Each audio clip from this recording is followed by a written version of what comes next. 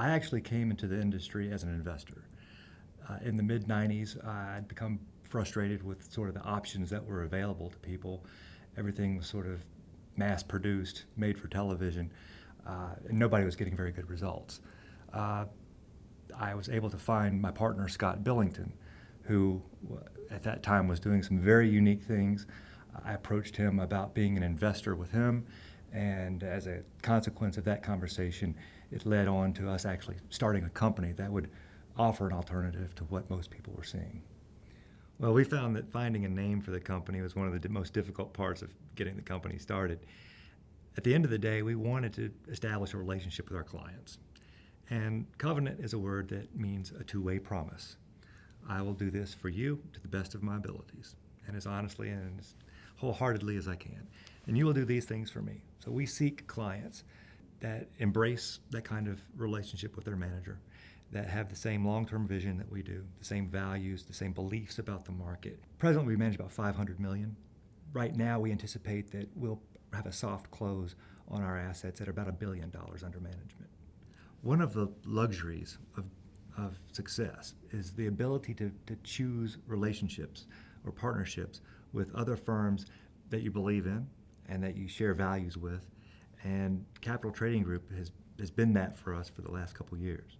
We've turned down business with many fund of funds simply because we didn't believe that the manner in which they were putting together their product was going to serve anybody very well for the long term.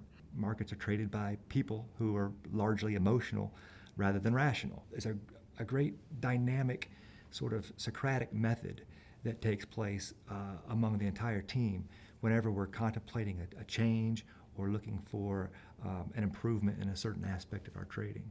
But the magnitude of the winning trade is much greater than the magnitude of the losing trade. Again, we take a fixed fractional amount of risk on each trade we take. So we will put at risk a fixed fraction, perhaps 1% of a client's account value will go at risk in any market when we get a signal. We have predetermined stops.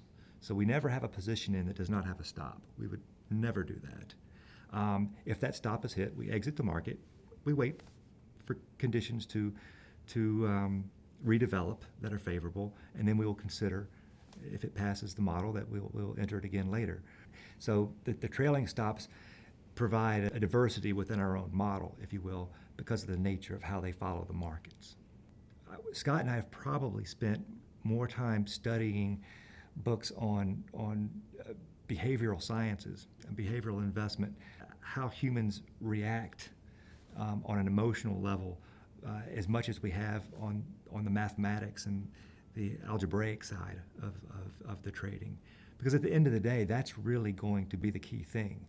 We're simply trying to develop a model, a mousetrap, if you will, that captures a recurring phenomenon of markets, which is that the distribution of price moves is fat-tailed. There's larger and more frequent moves in these markets than a normal bell curve would suggest that one would see over any given period of time. But a lot of things happen that nobody sees at all. What might be called a black swan event that may come into the market. In either case, we want to have a model that accommodates that.